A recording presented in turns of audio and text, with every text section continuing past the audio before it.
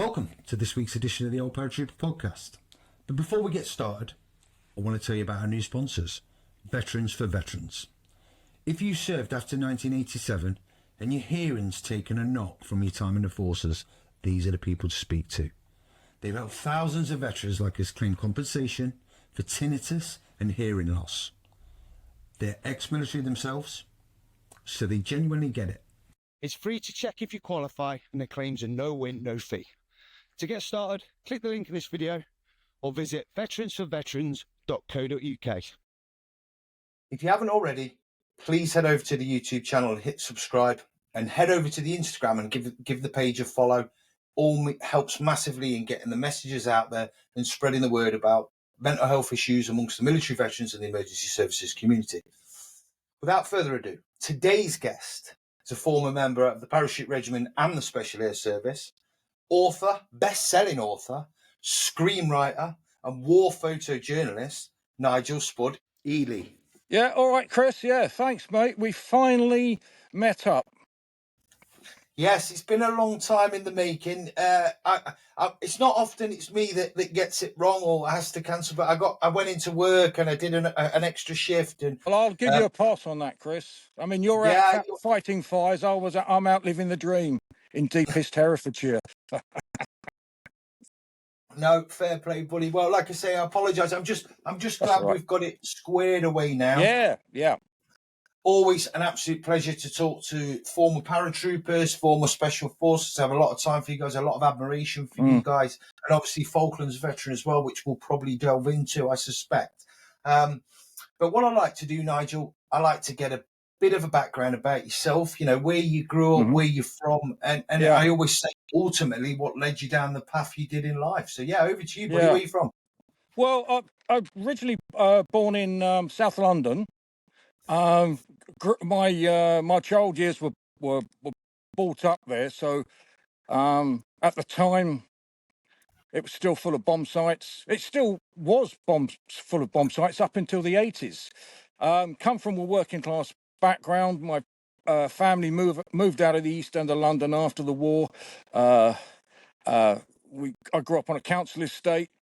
I'm the middle of three brothers, so I'm the troublesome son, as it turned out to be. I didn't really excel at school. I was kind of really wanted to get out of the classroom. I can't remember how many O-levels or GCSEs at the time I took, because I never hung around to get the results. I think you had to pay £1 or something. My mum gave me £1 and I think I spent it on sweets or something, and I never went back to school when I was 15. I cut around South London, getting into trouble, although I played rugby, which kind of kept me on the straight and narrow for a bit, and I enjoyed that. I enjoyed the physical side of that. But as you know, I started moving to 17, 18. I knew that there was something going to happen to me, running around with that crowd in South London. It wasn't drugs, but it was mainly just being a prat, you know. And I could see myself moving into that sort of being a prat era.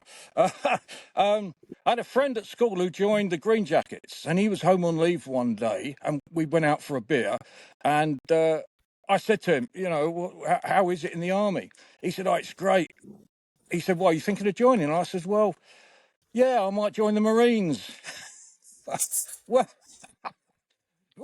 the reason being, the Marines had a big PR campaign, and they still have, and they're very good at it. And he went, oh, wow, yeah. He said, you should join the Marines. And I thought, well, okay, then. And I was brought up with these little commando comics at school. And, you know, like I say, the World War II was still kind of, it was there in everybody's mind. My family fought in the war.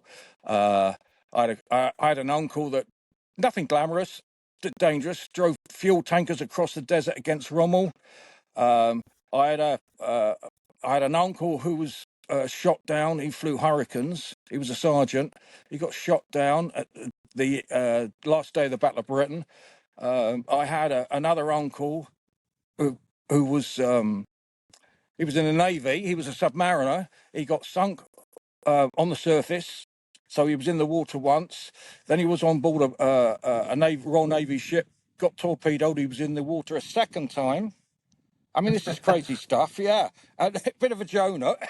But then he was on the merchant convoys, Atlantic convoys, and he was in the water again there. And, you know, this was kind of uncommon, but it wasn't as uncommon as you'd think. And I remember seeing my uncle sitting in a chair, and he always had like a little glass tumbler of whiskey, and he never spoke much. So I thought, well, yeah, let's have a go in the army. At least it'll keep me on the straight and narrow. Because I was still thinking, you know, I really don't want to get into trouble. So I went to Blackheath recruiting office, and I went in there, and the old sergeant said, the Marine sergeant said, yeah, you know, I passed all the tests initially, and he said, come back at 1 o'clock, and we'll sign you up. So I went back. I came back at 1 o'clock, and the sergeant said, no, mate, you can't join because you've got a police record. I said, what do you mean I've got a police record? He said, well, you stole a car, didn't you? Well, I did, actually. I borrowed a friend's car when I was 15, but it shouldn't have been on the police record, you know. So that's really sort of cheesed me off, because I thought, yeah, 15, and I've got a police record. That's crazy. So I said, look, Sergeant, I really want to join the Marines. He said, we can't have you, mate. We can't have you. I said, what can I do? He said, well, you can go next door and join the Paras. They'll have you. Because at the time, the recruiting office for the army was next to the Navy on the hill in Blackheath, South London. So I went in there, and I never looked back. I think it was the best thing for me, really. I've got a lot of respect for the Marines. Got a lot of veteran Marine friends, but they're just too nice. You know, they're just too. Like, they get all the Gucci kit. They used to have some fantastic kit issued, and they were allowed to wear their unissued kit. I remember the KSB boots, which even when I was in the SAS, we were like, oh my God, we want some of them, and we had to buy them. But obviously, in the army, in the Paras in particular, you weren't really allowed to bastardize your kit. You had to wear the old DMS boots, what you were issued. Yeah, so I was then waiting for a sign-up date. I went up to Sutton Coldfield, 3 days introduction. That was pretty good. I was surprised at how many Northerners and how many Celts were there. I seemed to be the only one from sort of London area. I then got a date to go to Aldershot, and then I was first introduced to that famous Aldershot, this is Aldershot. You know, the train as it goes into the Aldershot station.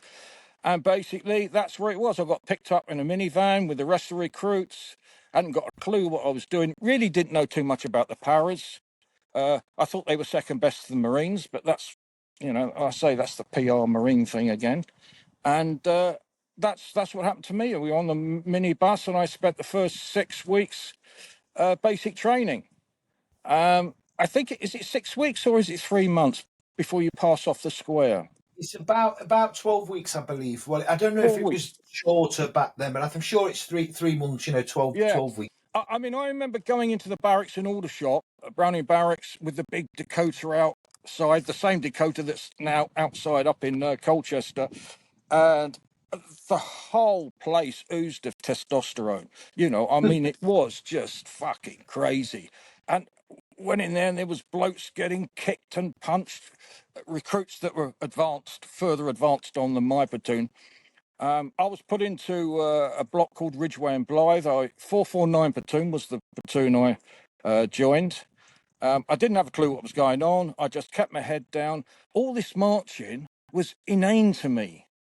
I just thought, what the fuck's it all about? And I really didn't like. All the marching, and my heels became very, very tender, and you know, I had muscles where I didn't think I had them. I was kind of fit, really. Well, I've always been built for speed, always been built for comfort, not speed. And but there was a different level of fitness. It's just amazing how fit you can get young men, and I kind of rose to the challenge. And I had a couple of instances which I guess helped my career a bit. The first one was I spent a couple of hours in jail with a guy called Danny the Rat, ex-1 para guy, Provo. He beasted me. I did something stupid. I don't know what it was. I didn't run it when I should have run or something to the scoff queue. And then when we got our first leave, I went back to Orpington and went on the piss, met a guy who was in the artillery. And we all went off to this party, but he wasn't at this party. And unbeknownst to me, when I got back, I mean, I was out of it, but when I got back to Depot Para and we were out doing on the parade square again, this 160 RMP Provo Land Rover pulls up and everybody's going, oh, well, some bastard's in the shit for that. Anyway, it drives through the gates and it stops by the parade ground and my name gets called out. They come marching across with the RSM, my name gets called out. I get double marched to 160 Provo, which was about half a mile away from Browning Barracks, and they charged me with murder. So I was like, what? I got beasted at 160 Provo. This guy, this artillery guy, went to this party, the party I didn't attend but was going to go, had murdered someone. So I was like, well, it wasn't me. And they thought it was me, but we had a paramajor came from the depot and hauled me out. And that kind of gave me kudos. You know, that was like, fuck, he's the material we want. You know, he's been charged by 160 Provo for murder, but they can't prove it because I'm innocent. And that kind of gave me a bit of a, I don't know, gave me a spring in my step. And I think the training corporals kind of thought, well, okay, yeah, that's pretty cool. Not politically correct now. But yeah, and then I got through that. Really proud to get the Maroon Beret after passing the square. Then it was obviously the P Company. And the main thing I remember from P Company was the log race. I think there's 6 or 8 of you on the log race. Yeah. I mean, everything else Depending was hard. Depending on numbers. Yeah. I think we had 6. I think we had 6 or 8. Anyway, the log race was something incredible because I never knew I had that extra effort, and it's kind of I always look back. You know, I'm 66 3/4 now, and I still look back and go, yes, Spud, you really did well there, mate. Anyway, on the log race, the DS was screaming at us to get in front of the log. We got in front of the front log, and so we were leading. And then we got overtaken again and going up Hungary Hill and all around there. A couple of blokes dropped off the log. So that left, I think there was 8 of us on these big logs. So that left 6. And there was one guy that was dragging us. And the DS told him to get off. And that left me, a guy called Barney and Tom Caggy, Gary Barnes and Tom Caggy, on this log with a couple of others. And we overtook and we won. And I got the flag, because you get presented a flag every task you do. The best person to achieve something got a flag. And I felt so proud. That's the first time anybody's ever given me something of achievement. So that's what I take away from the P Company. The milling was good. I was put up, because I say I was kind of stocky, I was put up against this nasty Newcastle boy. I think he actually went to 1 para. Fucking bully. He was what we used to call Hitler Youth, you know, junior paras, and they knew the score. They knew how to work the system. But he was a bit of a bully, and I thought, well, I'm going to get pummeled here. But actually, I didn't. It was a draw, and I was kind of really pleased about that. I never saw him again. I think he was pissed off because he was a boxer, and you know, he should have been able to get me somehow, but he didn't. I mean, he pummeled me. He pummeled me, but I'm still standing. That's what they want, though, isn't it? That's what they wanted. It was about that going forward, you know, put up against. And boxing didn't really help you because you weren't allowed to protect yourself. It was just keep punching and moving forward. Of course, yeah. And we didn't have the head guards on. I mean, it was, you know, it was. I mean, I'm a bit of a scrapper, but it was kind of controlled scrapping. So from then on, I got passed out. I at Bryce Norton on my third jump, winds got up, and I got blown over. I think it's down at don't know the DZ we were jumping on, but I got blown off into a load of pig Western on pen. the Green. Western on the Green, yeah. Was that the one? Yeah. But there's a farm there with pig farm, and I got blown off course and landed in the pig farm, smashed my shoulder up, broke. I'm still missing half inch of my clavicle. Wow. So that made me back squadded. Although I'd done the whole thing, I hadn't finished my wing, so I had to wait. So I passed out with 451 platoon. Because I got back squadded and passed out with another platoon, all my mates, they all went to A company. Yeah. I was posted to the B company and did into Berlin. The battalion, I'd only spent a couple of months there because the battalion were unwinding their 2-year tour and coming back. So I went to 4 Platoon B Company, had a great time there, met up with my mates Barney and Tom, who went to A Company, and kind of, you know what it's like when you're in companies. You don't tend to see your mates unless your companies are working together, which they didn't back then, or if you're in the NAFI or you went out on the piss. But generally, you kind of drift apart. But yeah, once we left Berlin. And that's a strange thing, because I've got these ideas now, with this Russia and Ukraine business. I'm thinking when 2-Para were in Berlin, our life expectancy was 30 minutes. The Russians were going to come with 3,000 tanks, and all we were was to be the buffer, so the head sheds, the hierarchy, could get out, could fly out. So we were just there. Our life expectancy was 30 minutes. And I'm thinking, my God, what's happening now?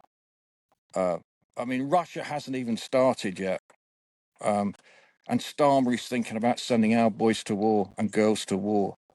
And I'm thinking, we've only got, 20,000 bayonet troops, something like that. Okay. It's crazy. I'm glad I'm an old man and can reflect on stuff. But yeah, when we got back to Aldershot, which was where we were based at the time, we were preparing for the 2-year tour of Northern Ireland. Now, Northern Ireland in its day was very, very gritty, even back then in the late 70s. So, 4 Platoon went off to Ballykinley with the rest of the battalion, and we did a 3-month rotation. We did a month at camp, a month on the borders in bandit countries, they used to call it, and a month sort of on leave or on courses. So it kind of worked for about 2 years. Very early on in the tour, I was in Newry. No, I wasn't. I was in Besbrook Mill. And there was a changeover happening. A company were coming down to change over from, I think it must have been us, B company. And I was in the ops room at the time as a runner, and there was a contact, and it was at Warren Point. A company were coming down in their 4-tonners, and they got a bomb, massive big bomb. The IRA planted a bomb on a big articulated tractor unit, which blew up part of A company. Then, because we were part of the QRF, we were scrambled out on the QRF, and we were in the air, and they put a second bomb. The IRA put a second bomb. So what they'd done is they had worked out where the British Army would put a command post to actually set up the organisation of securing the area, and they'd put a bomb under the command post, which was a lodge, a big stone lodge. Really well planned, and that blew up as well. That took out a few more. 16 2-Para guys died that day. The CO of the Jock Highlanders, and I think his signaller, got blown up in a helicopter. And what happened was, there was 2 4-tonners from A company that hit a roundabout. They had to slow down, and when they went round the roundabout, that's when the bomb went off, because there was a parking bay on the left, a place called Narrow Water. So with these old 4-tonners, it was just diesel fumes all the time, and the best place to sit was out on the back of the tailgate. unbeknown to me, but I found out later, that the one four-tonner had Barney and Tom in. And Tom had just changed with Barney, so Tom was sitting at the back of the tailgate. Well, anyway, his vehicle everyone was killed, apart from Tom, who was thrown out. Barney dead. And Tom survived. And my God, he had 60, 70% burns. And I went to see him several months later on leave when he was at Woolwich Hospital, and he was on a spit. Oh, it just rams home to you. War. To see your mate there. Poor old Tom suffered all his life, and so sad.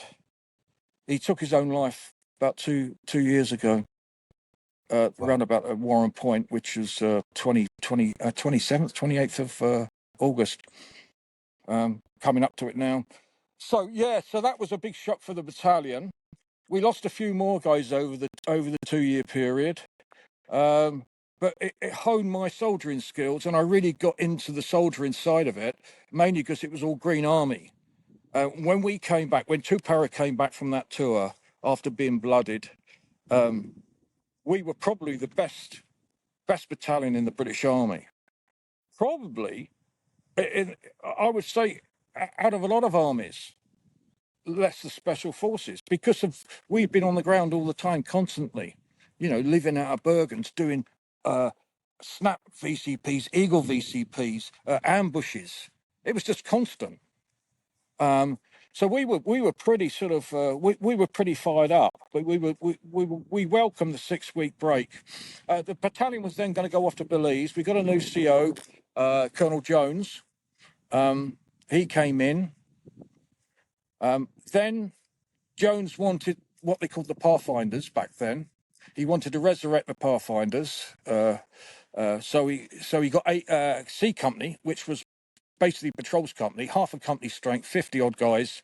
We had a carder. I was on the first carder when we come back from Northern Ireland, and I passed the carder because I was like, I just couldn't stand all this fucking marching about the place. I just couldn't get it.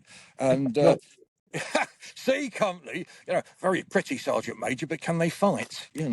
And so I was kind of always, I wanted to get out of the cuds and the fitness. So because C Company were the eyes and ears of Colonel Jones, we were treated differently. And the rifle companies didn't like it, because we were given special dispensation for not turning up on parades. Obviously, scale out, yes. We were always out training. We couldn't do anything wrong in the eyes of Jones, Colonel Jones VC, later to be VC. And that was that worked for me. That sort of environment worked for me. Then we got a guy, an officer joined us, Pete Adams. He came from One Para. And Pete really kind of instilled what soldiering was all about to me. And all the guys loved him. I mean, very few officers are loved by their men. Very few. But Pete was special. We went away on trips. He taught us how to use your weapon as an extension. And we were out of the, down the ranges, 20 rounds to warm up, and then all that very static firing of the weapon. We were like using jungle lanes, like I was later to learn, and taught by the SAS. So that kind of gave us all confidence, and we were really good. We were a really good company. Then I decided I wanted to go something different. I wanted more of this, so I put in for selection. But before I put in for selection, when B Company were on the route. What year was this? 82. I put in for selection in 81. I'd only been in battalion 3 years. They thought I was fucking bonkers. But they thought I was even more bonkers when B Company were the duty battalion in Ballackinley. And there was an officers and sergeants get-together, soiree, barbecue. And because I'm not really front of house, picking up, going and giving the wine and taking orders for... I was put in the kitchen doing Dixies with this Manchester guy called... what's his name? Stevie Allen. Oh, yeah, real punchy guy. And so we were there. bottle washing. The glasses were coming in, and Robbie Allen, so me and Robbie were swigging it down, and we got pissed, and we ended up on top of the mess, throwing shit down onto the officers and sergeants when they're having their barbecue. As you do, yeah. Don't know what possessed me. Just do not know. It's still an amazing to me. And I don't know whether I sniffed the old colour gas up there on top of the roof or not. I don't know. Anyway, long and short of it was, I got 28 days nick, and yeah, back in jail again. And I'm thinking, and I was on drilling duties. They'd put me on drilling duties. So one particular day, I at the end of the day, you're given a bed inspection by the duty sergeant major, and you've got your wombat shell there, which is a big chrome artillery shell for people that don't know, and you've got your para helmet, which is a bronzed up steel helmet. You've got to keep clean. You've got to keep it with you all the time. So 1800 hours, the duty sergeant major comes in, and the story goes, any complaints, any requests? No complaints, no requests, sir. That's it. That's what you say if you want a quiet fucking life. I said, no complaints, one request, sir. One fucking request, one. And then my bed space went, yeah, got thrown down the corridor, and all hell. But they have to, under Queen's regulations, as it was back then, our Kings, they have to grant you the request. So my request was to go to the adjutant and see if I was still on drilling duties. And after that, how about my SAS selection? Of course, before I went to see the adjutant, or the 2IC it was at the time, not the Edge, they beasted me over the assault course with my wombat shell and my steel helmet, and they gave me a good beasting. So I was almost a broken man as they double marched me in. And for your viewers that don't know what the double marching is, it's something out of a Monty Python sketch, isn't it? Left, right, left, right, left, right, left, right, left, right. And your knees are going up and down and up and down, and and they got the RSM behind you this time, not the sergeant major, the RSM. And I was told later that in the olden days, the RSM was there just in case you didn't jump the officer. That was quite a regular thing, So I think it was Hicks. I think Major Hicks at the time. He said, "No, you're not on drilling duties now. Fuck off." So I went back to the cell. I went back to the cell and went back to the assault course. That was it. So when we came, so that was during the tour in Ireland. But when we came back, I did apply for the selection, and they thought I was mad because I was still a Tom. I was a 22-year-old Tom, and I just thought, well, yeah, let's have a go at this. And I got passed because back then you were allowed 3 times every 6 months, and on the 3rd time the CO couldn't refuse you. But I guess they thought, well, he'd be back. He hasn't even been in the battalion. Although I had 2 years operational experience, I mean, it's kind of, several tours behind me. So they allowed me to go, and I did. I didn't do any training because in 1982, the January selection 82, it was the first time. There's always something happening in it on anybody's selection, whether it's summer or winter.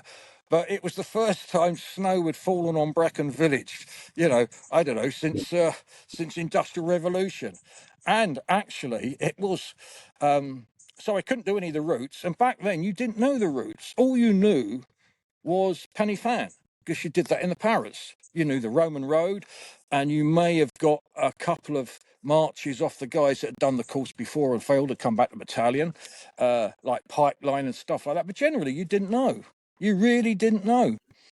So I went in there kind of blind, and I went there and I was 8-man rooms, and in the SAS they don't shout at you; they just be there, be here, be there, and that's it.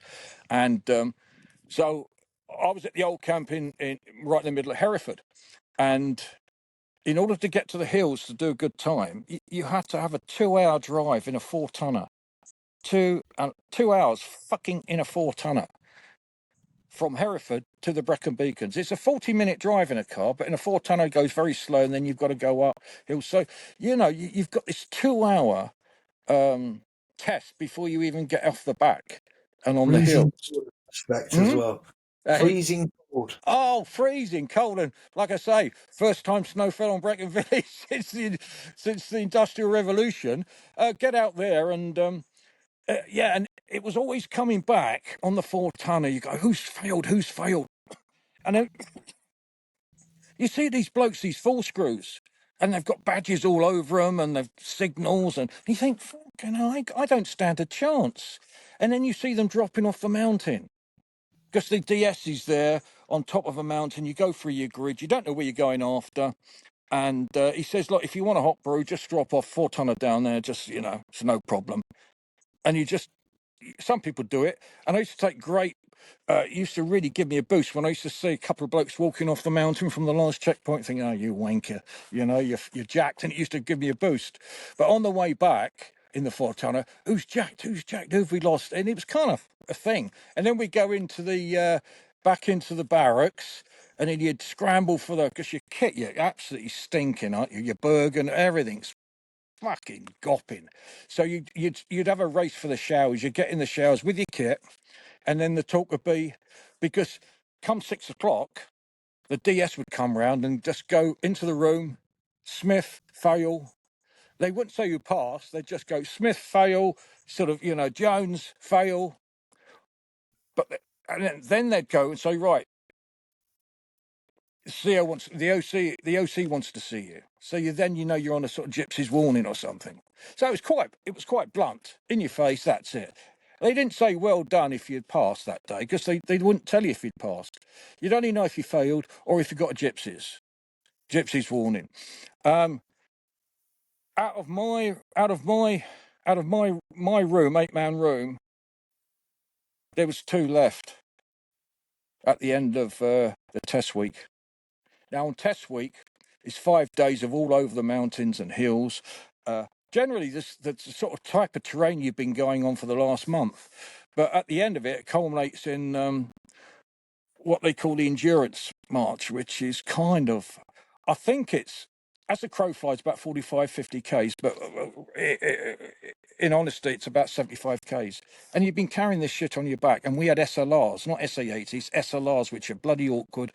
About another third longer than an SA-80 and heavier by a pound, couple of pounds, and that you know that really makes a difference. So the winter timing for the endurance, I think, was 22 hours, and for the summer, no, 24 hours, and for the summer it's 22 hours. So you imagine being on the hills for that length of time. You know, no stopping. I mean, you're stopping to have a scoff and maybe get a brew or something, but you're always against the clock. And you've been doing it for a month anyway. I mean, it's just tremendous fitness. It's above Olympic fitness, I believe, because you have to be fit mentally. You have to want to do it. And so many people jack because they don't want to do it. They feel it's too hard mentally for them. And there's some fantastic soldiers that I've seen didn't pass, or fantastic soldiers never ever, you know, put in for selection because, I don't know, were they scared of failing?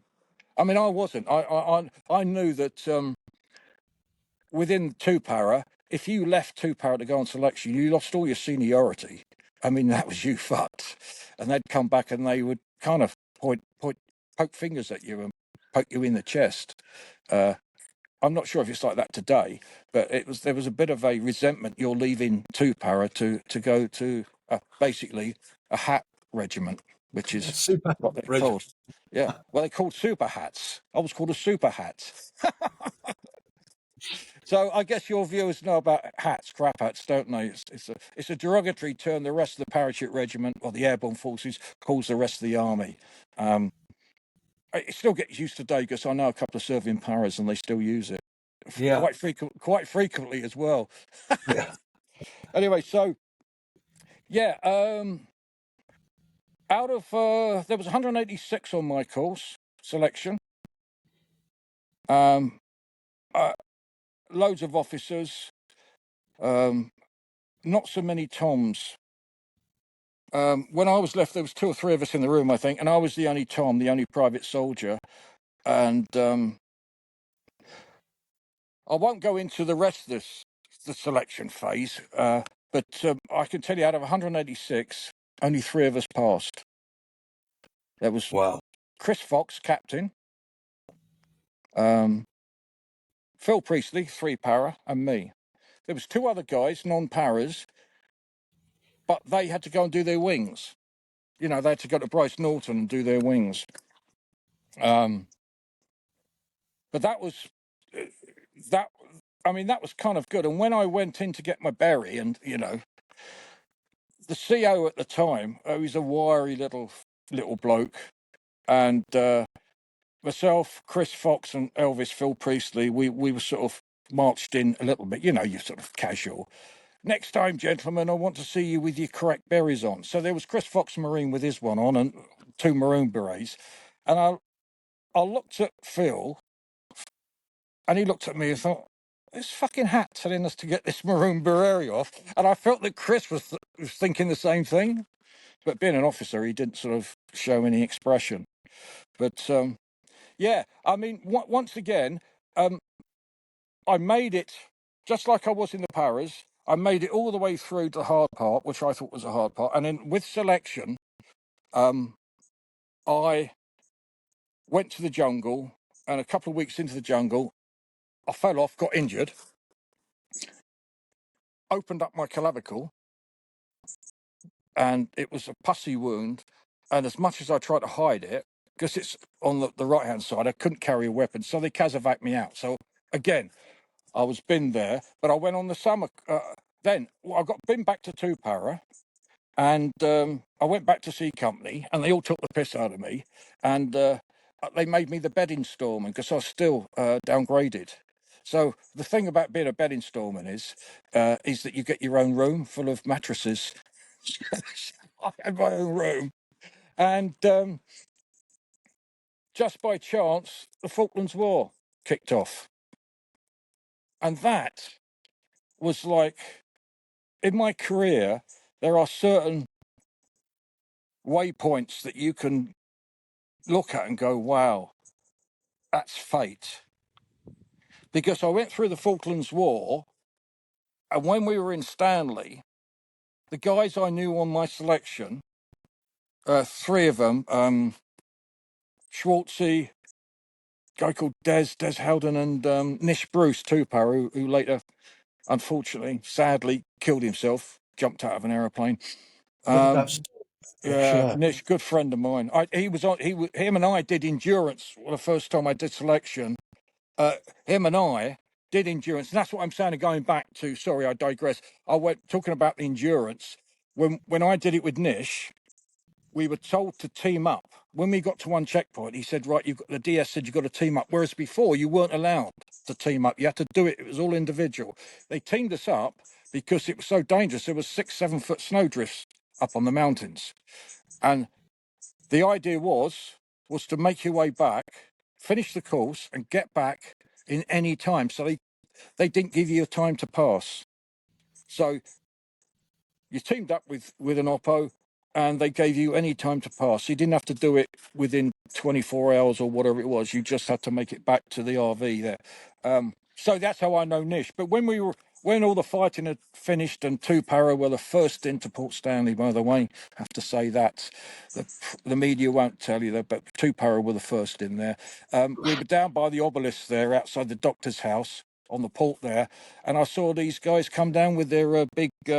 with their armor lights and this, you know, the special weapons and all their Gucci kit, and it was Des, Schwetzi and Nish, and I said to them, mate, I said, you just missed a war.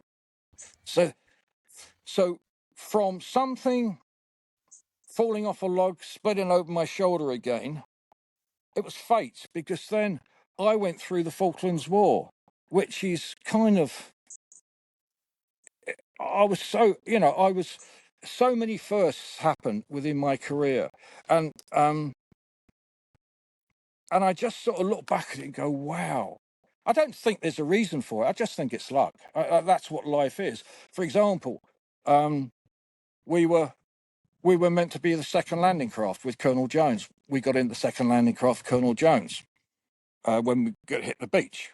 A Company were meant to be the first landing craft. Obviously, A Company they got their landing craft got tied up with kelp. Excuse me. So we hit the beach the first. So we were on the we were C Company, and Jones was the first to hit the beach in the Falklands. We were the first to engage the enemy on a ground war with the assault on Goose Green. We were the only battalion to fight 2 battles and win. We were then fought at Wireless Ridge, and we were first into Stanley. So there's lots of firsts. And if I'd have passed selection and gone to B Company, I probably would have been walking down to the obelisk in Stanley with the rest of the guys, thinking I've just missed a war. Equally, if I hadn't of smashed my shoulder parachuting, I look back at it now and think I could have been in the back of that 4-tonner with Barney and Tom, because that's where the guys went. From 449, they all went there. I could have been, and we were mates. You know, it wasn't like, oh, you know, he was in the platoon. We were drinking buddies. So I look upon that and go, wow, that's crazy. You know. Well, fate, you say it all the time, don't you? Sometimes it's right place, right time. I have a few similar stories like that throughout my career working abroad and stuff, where I've kind of been in the wrong place or the right place.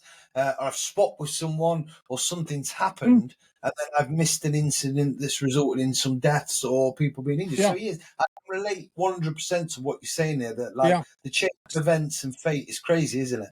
It's extraordinary. And when I was researching my book, Goose Green, I got it ready for the 40th anniversary of Goose Green, and a lot of the guys I didn't know they weren't friends. I didn't know of them. It was by word of mouth. A lot of the guys I've kept in touch with, and the amount of near misses that they went through. And you know, you hear the stories of the First and Second World War. They got saved by the cigarette. You know, a bullet hit the cigarette pack. You know, tin. Back in those days, they kept everything in tins, didn't they? Cigarette tins. Getting deflection. There was a guy in the tour, one of the tours of Two Para, Bromley Robinson. He got shot by a sniper, and as he turned, it went straight under his arm. And back in battalion, before you've actually done a war or been on the ground in Northern Ireland, you think, no, surely not. And in war, there's so many of these near misses. With me, I got shot in the thigh. I didn't know I got shot in the thigh until I went to change magazines. Pulled out the magazine, and all it came out was this big spring. And I thought, fuck. And I didn't feel anything. It pierced the skin, but it's the adrenaline. I was running, and someone shouted, "Spud," because the mortars were coming down, and I stopped, and this piece of shrapnel, because you could see it come zizzing down. If I hadn't have stopped, it would have sliced my femur off. But while researching Goose Green, there's many stories. I interviewed over 200 guys that were around Goose Green, Navy, Army, Paras, Merchant Navy. So many stories. I had to cut them down. So eventually I got 114 stories. And lots of these stories, all these near misses. And you think, if you never experienced, you think, oh, that's a load of bollocks. You know, the guys, but it's not. It's so true. And in your experience, you're the same. It's extraordinary what life brings up. And I sit back here now in beautiful, deep Herefordshire, reflecting what's going on. I get the greatest enjoyment is I deadhead my roses of a morning, you know. I do a bit of tree cutting. So when you were doing your forestry bit, I thought, well, yeah, you go for a forest fire. I thought, yeah, I know all about that. And I just kind of, I try not to think about war so much now, but it is. War has followed me, and nasty things. I've been involved with some nasty things. I mean, when I left the regiment, I got involved. I was lucky enough to work with David Sterling, the founder of the regiment. I met him on several occasions, and then I worked out in Africa, the Middle East, doing what they call black ops. I think what do they call it now? They call it private security contractors, PSCs or PS companies, all sort of semi-regulated now. But when I was doing it back then, I mean, it was you just non-deniable stuff. Even when I've been all over Africa and the Middle East doing stuff, and I've written about it in some books, No Fear, and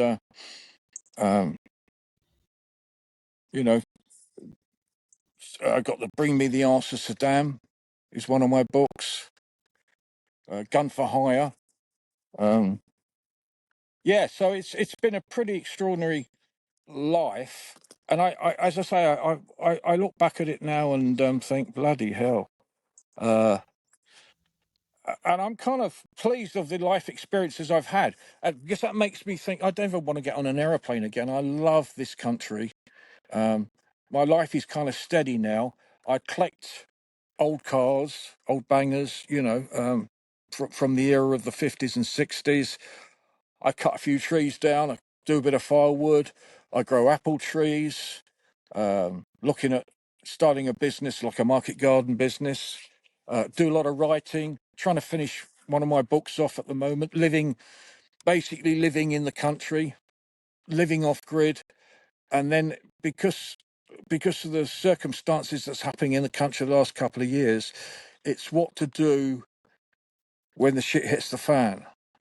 I mean, people that are in the military, they know what to do. Even scouts and guides know basics on how to survive. It sounds crazy, but you're someone that lives in the city. Are you fit enough to get out? Do you know where north is? Are you fit enough to walk home?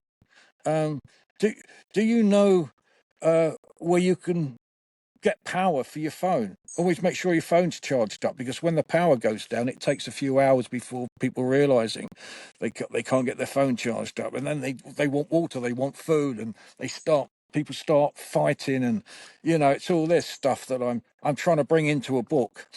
But I'm having trouble with it because I'm trying to make it a nice book, nice and fluffy book, but then I've got all this nasty stuff, which is reality. So I got to balance it.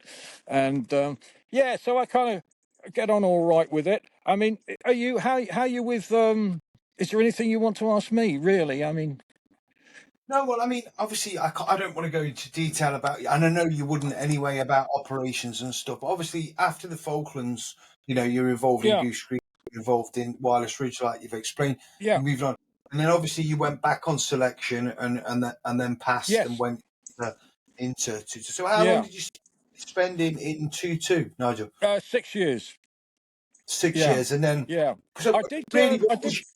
Hmm? what was your kind of logic for leaving, Nigel, if you don't mind me asking? I'd done 3 tours of the Black Kit. I was on the the the negotiated settlement of WPC Fletcher, with the Libyan embassy in London. Wasn't the Iranian embassy. I mean, that happened a couple of years previous, didn't it? 1980, I think. I think that at the time, I think because I'd done 2 years soldiering in Northern Ireland, all those tours, the Falklands, 2 battles in the Falklands. I mean, up front, I was point man for the the the thrust onto Goose Green, which was daylight, which was 1 o'clock. We attacked down there, 1 o'clock in the morning, in the afternoon, 1300 hours. After seeing A Company on Darwin Hill take that, was just extraordinary heroism, and Colonel Jones getting killed in the process. Because I'd done all that, and there was nothing more. And achieving in the SAS, becoming at the time, one of the youngest to pass that selection, doing some black ops, doing the embassy, that there was something more I needed to do. I couldn't see myself being in the SAS, and there's nothing wrong with it. And guys do it, and I've known guys that have spent 30 years, But there's a life out there, and I wanted to live the life. And I kind of enjoyed the soldering, and I kind of enjoyed being on the edge. That's probably why I took those jobs over in Africa in the wars and stuff, Mozambique and Somaliland, then the Gulf. I kind of sort of love living on the edge. It gave me a buzz. Um, so, yeah, I mean, I was working over in Kuwait when Gulf War II happened, the liberation or the invasion of Iraq, whatever you want to call it, whatever political side you sit on. So I decided I was going to cover it because I'd already written a couple of books and got accreditations with the being a journalist. So I decided to go there and be what they call an unembedded journalist. That was one of the first wars, apart from the Vietnam War, where journalists were accredited with embedded, and that meant you were embedded with the unit. You could have been in the ops room in Qatar or on a ship, or you could have been in the front line with the Marines. It depends on where you were embedded. And there was unembedded, which basically you were a maverick, you roved around, did your own thing. But if you had fucked up and reported something, that wasn't good for the troops on the ground, then they'd come and arrest you and you'd get banged up for, I don't know, Americans 30 years. So the incentive was not to report anything detrimental to your side. At the time I was in Kuwait, I met a guy called JY. They just set up a company called Olive. And Olive, yeah. He said to me, because he then had a contract. His first contract Olive ever had was with Sky News. And Sky News they missed on Gulf War One. So Sky News now, Gulf War Two, back in 2003, they weren't going to miss out. They wanted to cover it from all angles. So they had a Maverick team. So JY said, look, you're in Kuwait, you can help us with the logistics, help us get up the front, and why don't you join us as a sort of secondary security guard? And then you can, at the time we only had SATCOM, so we used the Thrier to get my copy back to who I was selling it to. So I said to JY, yeah, let's do it. And another extraordinary thing happened. Because of my contacts in Kuwait, I was given the nod by my business partner, Sheikh, that they were going to close Mutla Ridge. Now, Mutla Ridge, Kuwait is about the size of Wales and it's flat, whereas Wales is mountainous. But there's only one mountain in Kuwait, and that's called Mutla Ridge. It's like a pimple on a flat surface. And it became famous because it's where the American Air Force basically destroyed the retreating Iraqis from Gulf War One, when they were retreating back to Iraq. And you've got they were all nicking the Rolls Royces and the Ferraris, and I think the old A10s came in and straffed the whole lot. Awful thing, awful. A friend of mine in the Scots Guards was working for the Graves Commission soon after that strike, and he said the amount of bodies and stuff we just had to bulldoze them in big pits. They're just burnt to a crisp. Anyway, so the Sheikh said the police are going to close Mutla Ridge, so if you want to get up onto the border of Iraq, southern Iraq, you need to do it within the next 24 hours. Now, my plan with JY and the Sky team were to get up there and wait undercover until we got the nod or we heard the movement of vehicles. Because one thing we knew was the MSR, the main supply route from Kuwait into Iraq, was one straight 4-lane north, 4-lane south highway. Okay, and when it went into Iraq, the Germans had built it. So, but there's no cars in southern Iraq, so there was absolutely no cars at all. So it was kind of a really lovely road. But we didn't know that until we got the other side of the border. So the idea was to get up there. So the Sheikh, we got a farm up there. His friend had a farm and a farm building, and that's what we rented that, and we just waited and waited until we got the movement. Well. So we had to get up there ASAP. So as we were going up there, early hours of one morning, the SOP was to drive up there, and if the police came out, we'd just go, hey, hello there, and wave to them, and salam alaikum, and all this business. And then we'd just drive through and be ignorant, and hopefully they let us pass. Anyways, we drove up to the police checkpoint.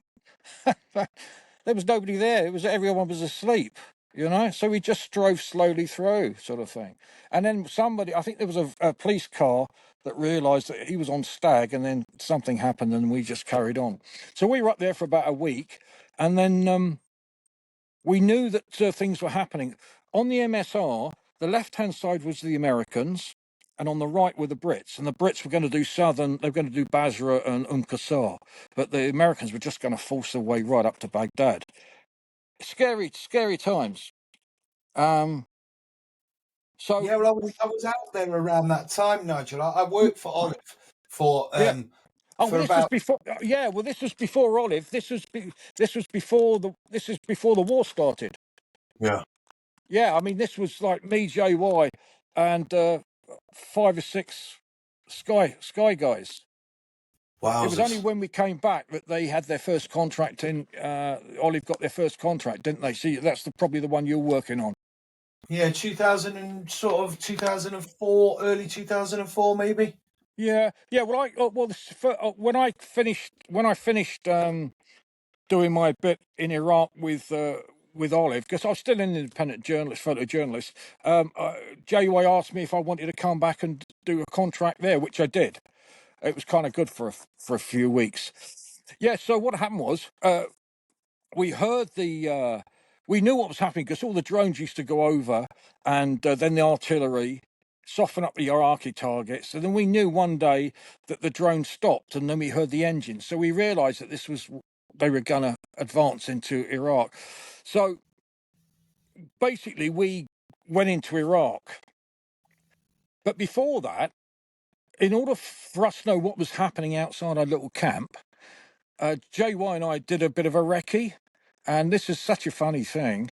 We were driving along the road, and we were going to head towards the border a bit just to see what was going on, and then we see these soldiers setting up a sort of VCP, and then we drive past, and they were just setting it up, and it was 3-para, and we're driving past, and we think, right, we'll get our stories right. Yeah, because we're both ex-regiment.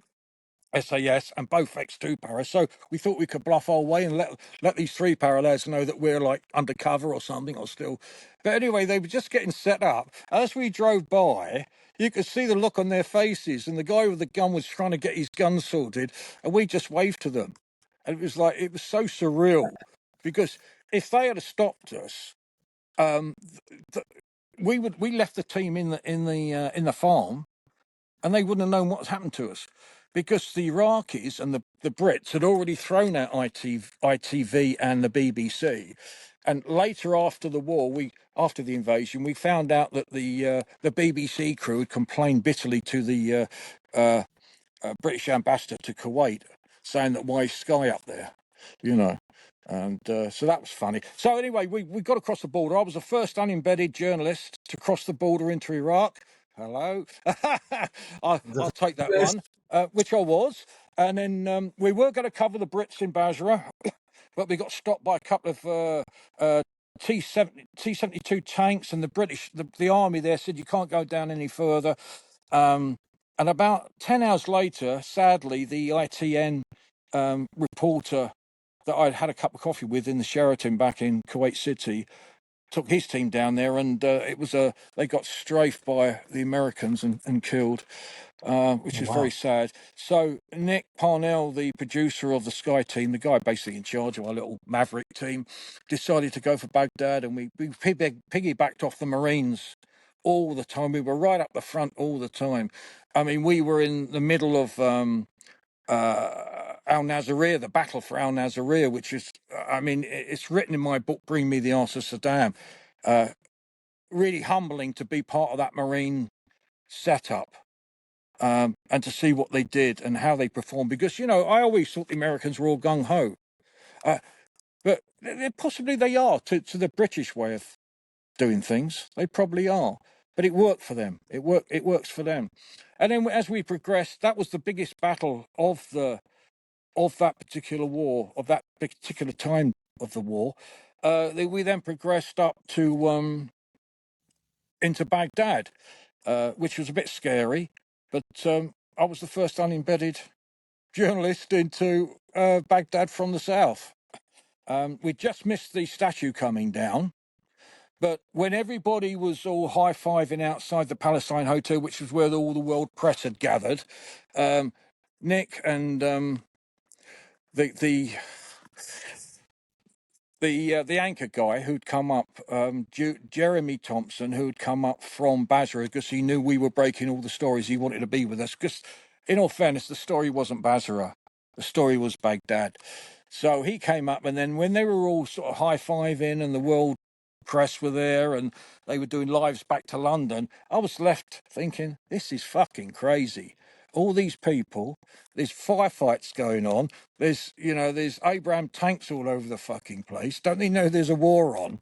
And so I'm thinking, oh, what do I do? Oh, let's go and see all this bollocks about this statue that fell down, that was pulled down. So I went up there, seen Marines let me in because, we can talk, can't we, to the Americans? If you're an ex-soldier, you can bluff your way. You know what to say.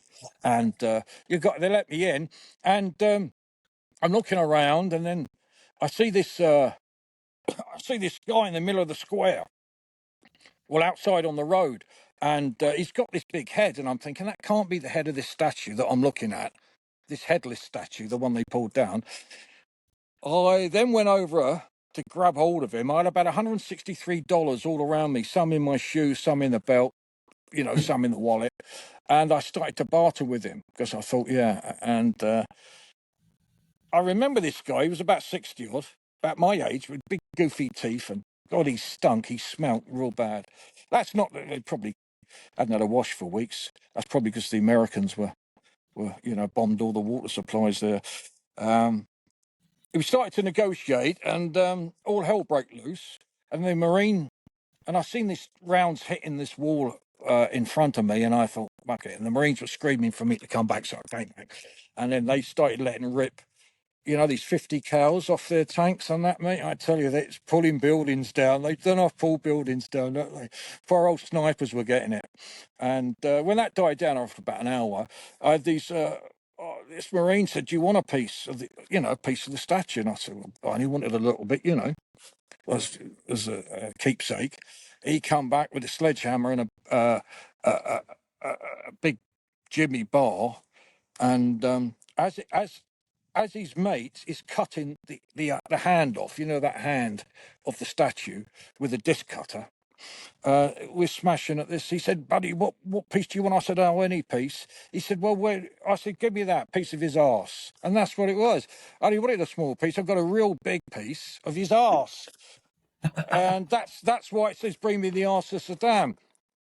That's what's the name of the book. And anyway,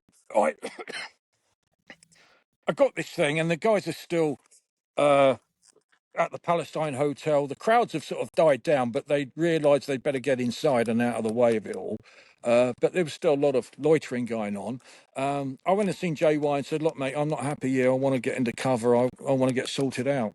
And because at that time I was still an individual, I could have gone anywhere I wanted to, But it was just a safety in numbers. And Nick Punnell had the through-wire phone that he could call back to London and send my stories back. So I put this big piece of arse. I thought, what the fuck do I do with it? And I thought, if I'll put it behind as a bullet catcher with all the rest of the sandbags. Yeah, because anything that stops secondary fragmentation is good, isn't it? I mean, anything to slow it down.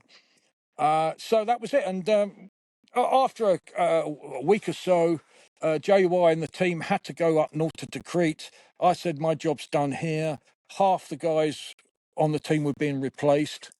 I took Jeremy. I took Jeremy Thompson back, the ex-Sky in command, back in a convoy, and I read them the right act because normally I like to travel alone, but they wanted to come back, so I told them what to do. We had some scary moments exfilling from Baghdad city. We eventually, hours and hours later, we got to the border back in Kuwait. The Kuwaiti police wouldn't let us in. They didn't believe we'd been to Baghdad. We got arrested at the border. And then we were taken into the police station and plied with Coca-Cola and fresh fruit and dates. And, it was just so glorious to be there. And the chief of police here didn't believe. So they searched the vehicle, didn't believe we'd been to Baghdad. But eventually I got him to speak to my sheikh, and that was it. But before they'd done that,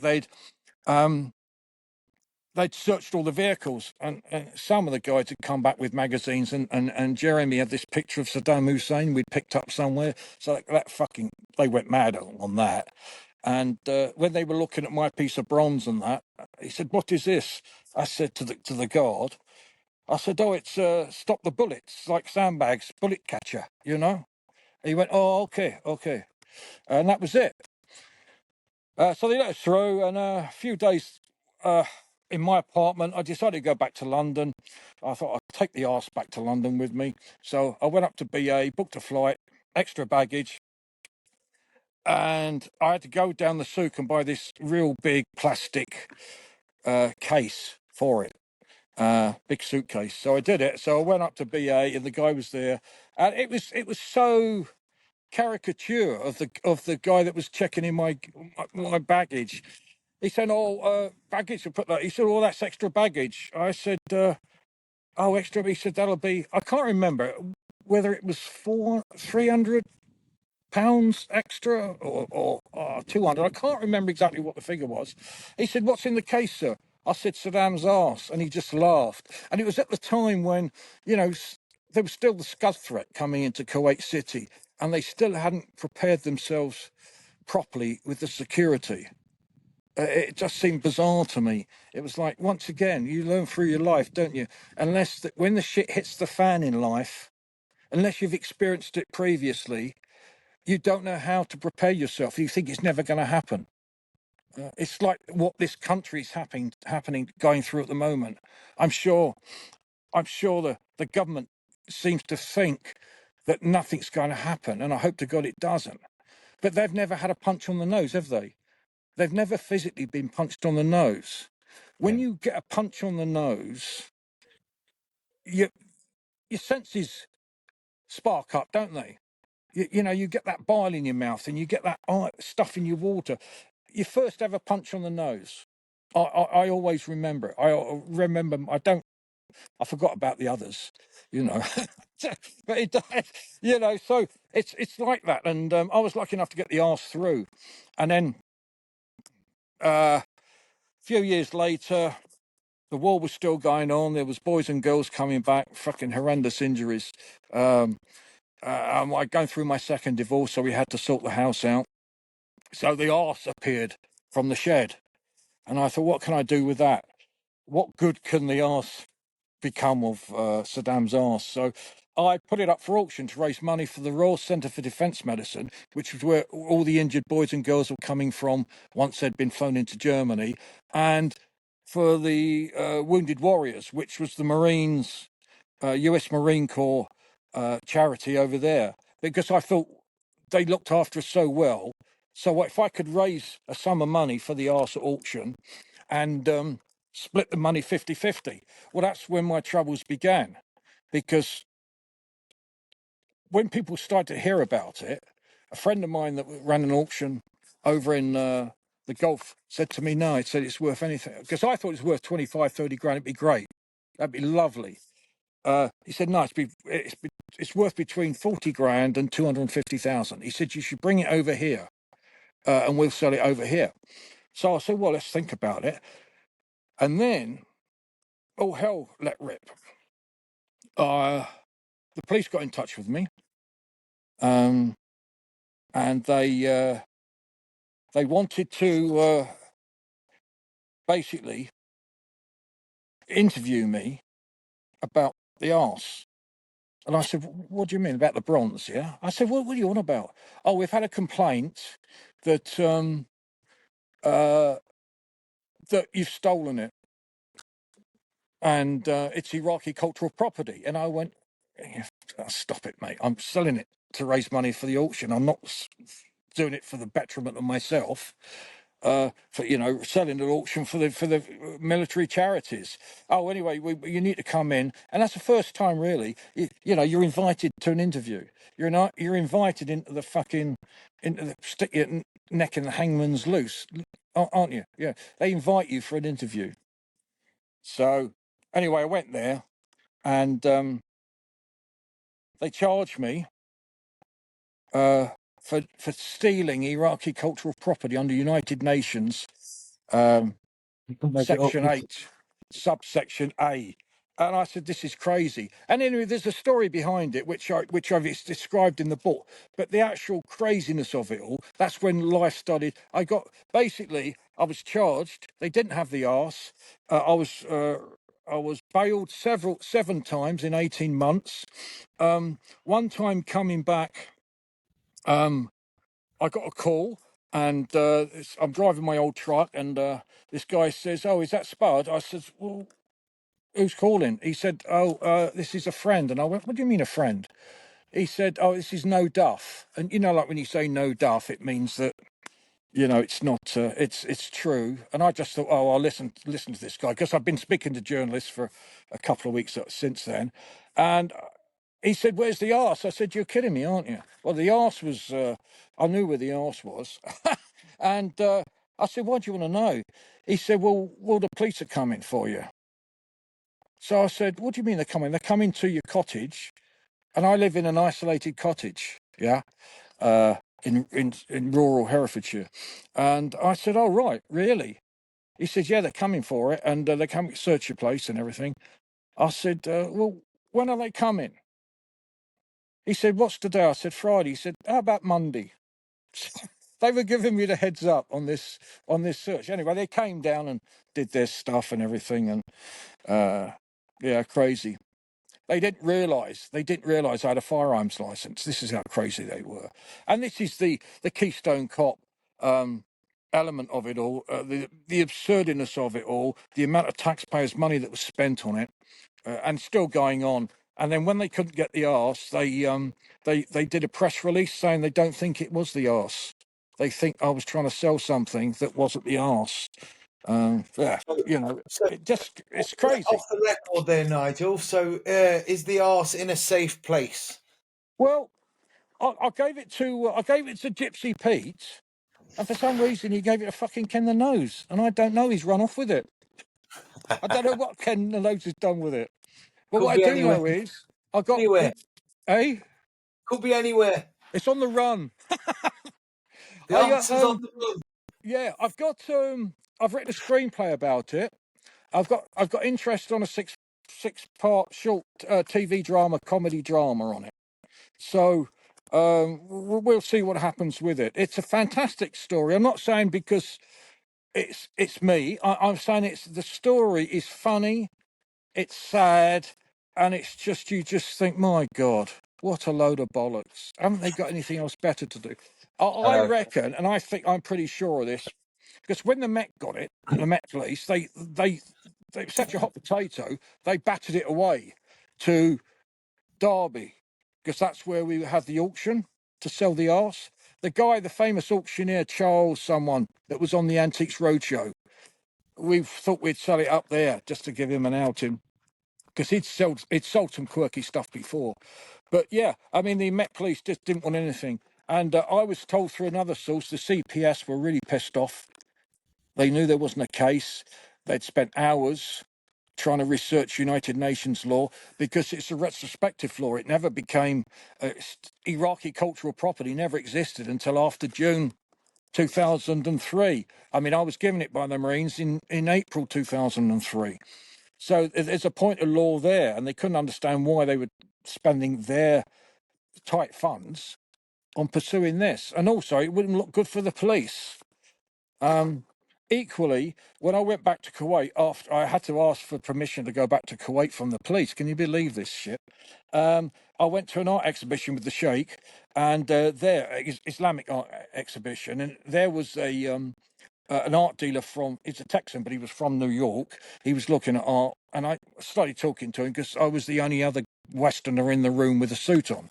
And while the Sheikh was doing his piece to camera bit with the press, we started talking, and I told him about the arse, and he knew the story of the arse. And he said to me, because I said to him, "What's it worth?" I said, I've been told it's between 40,000 and 250,000. He said, "Well, let me tell you this. If it came up to market now," he said, "I'd put it between 7 and 10 million US." I said, "You're kidding me."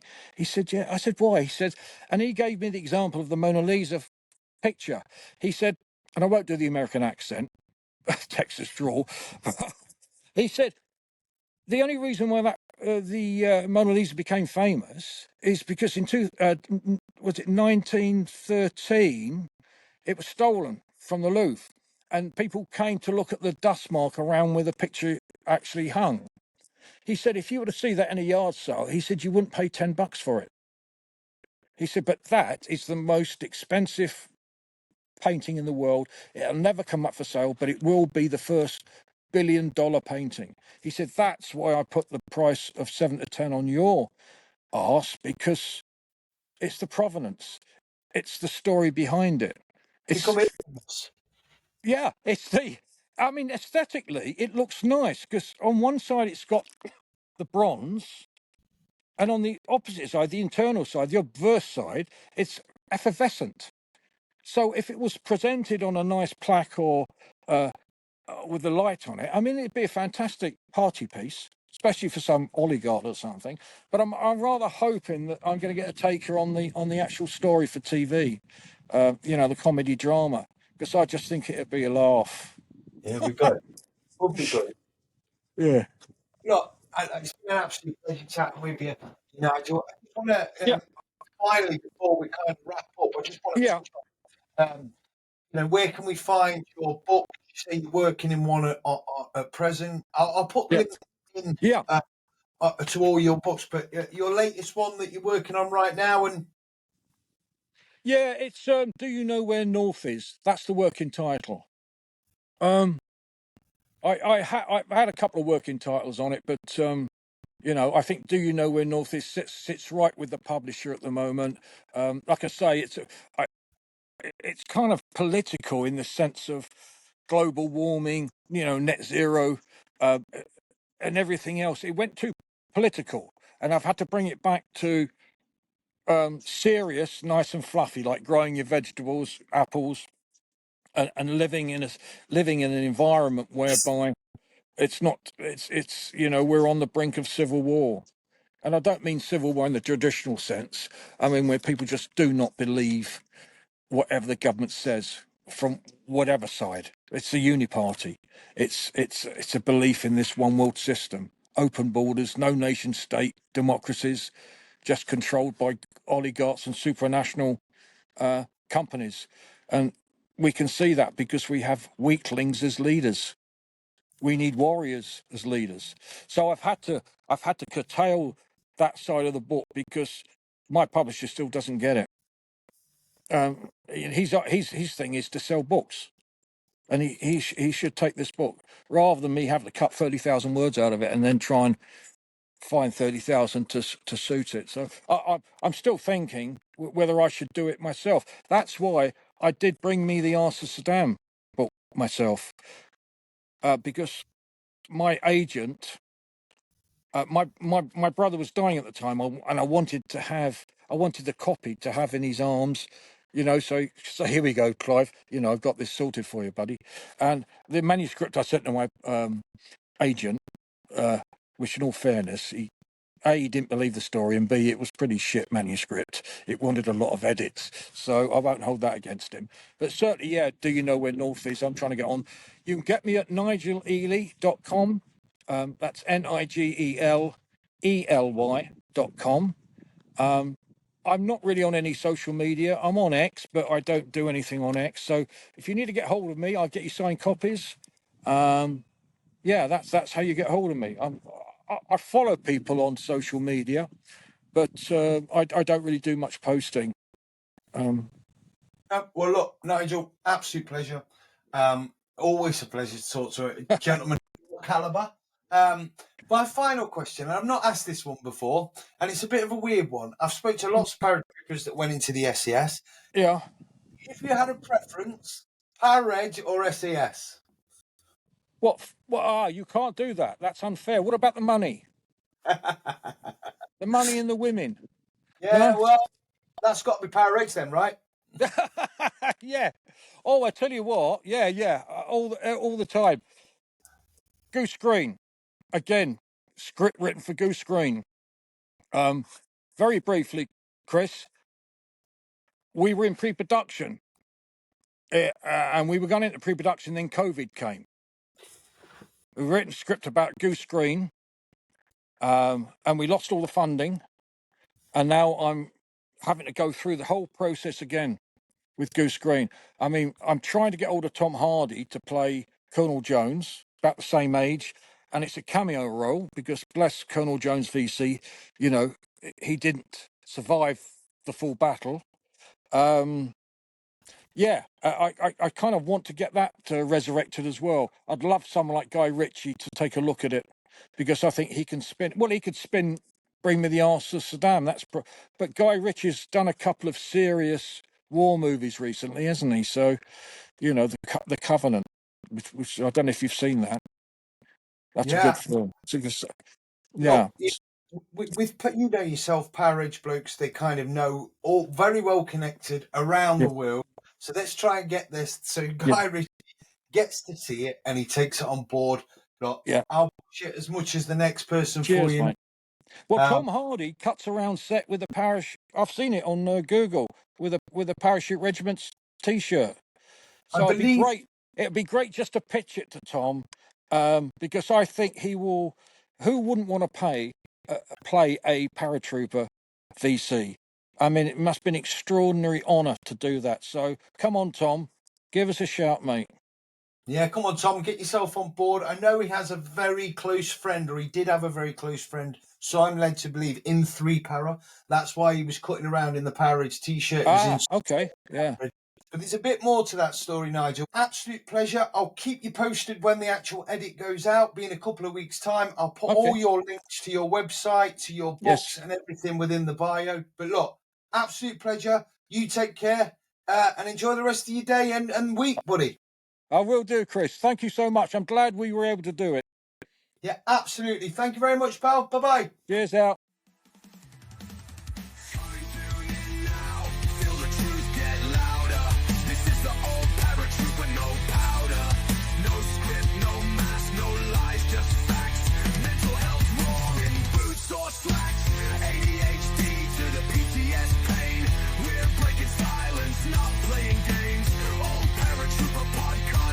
Locked in stories from the edge where the healing begins.